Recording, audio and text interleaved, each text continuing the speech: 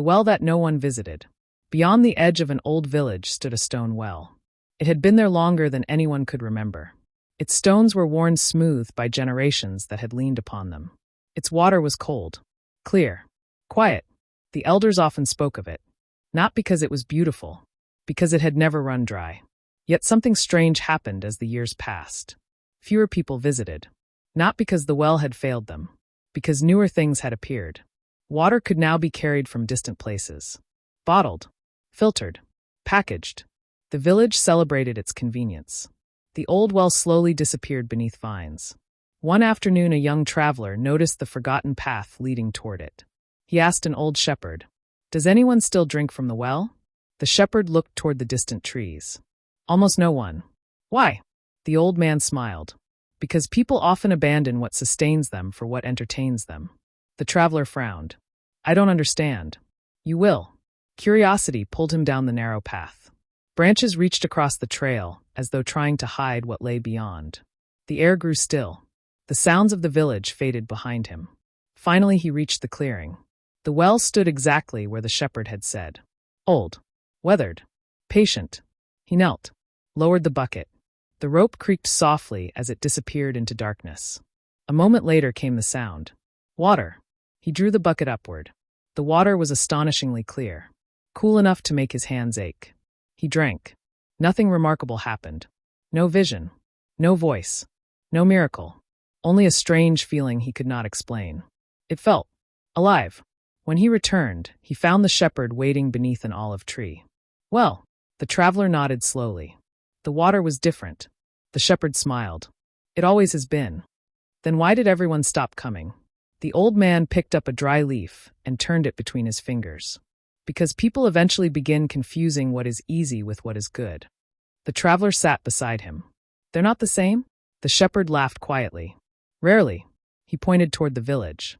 "People will travel farther for novelty than they will for truth. They will stand in long lines for what is new. But they grow impatient with what has always been faithful." The traveler thought about the well. It never changed. No, it simply waited. The shepherd looked toward the fading sun. Wisdom often waits. It doesn't chase crowds. It doesn't compete for attention. It doesn't shout over every passing voice. It remains where it has always been. The question is whether anyone still thirsts for it. The traveler looked down at the dust beneath his feet. "I think many people are thirsty." The shepherd nodded. "They are. But many no longer recognize the thirst. So they keep drinking things that never satisfy." The wind moved gently through the trees. The shepherd continued. "There is a hunger that food cannot satisfy. There is a loneliness that crowds cannot heal. There is a weariness that sleep cannot remove. And there is a thirst," he paused, "that only truth can quench." The traveler was silent. He realized he had spent years filling his life, filling his schedule, filling his thoughts, filling every quiet moment. Yet beneath all of it, something remained empty. The shepherd stood slowly. "When I was young," he said, "I believed wisdom meant finding new ideas.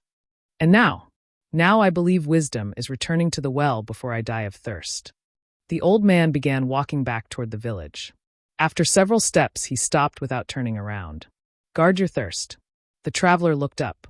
"What do you mean?" "There are many things in this world that promise satisfaction. They sparkle. They shout. They demand your attention. But very few of them can actually give life." The shepherd continued walking until he disappeared behind the trees. The traveler remained beside the well until evening. He watched the lantern hanging from the old wooden beam sway gently in the breeze.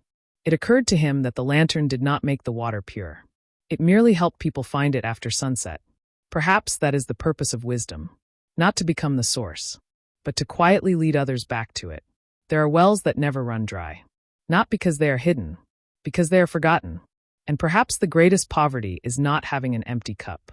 Perhaps it is losing the desire to drink from what gives life. For those who still thirst, the old path is waiting. And so is the well.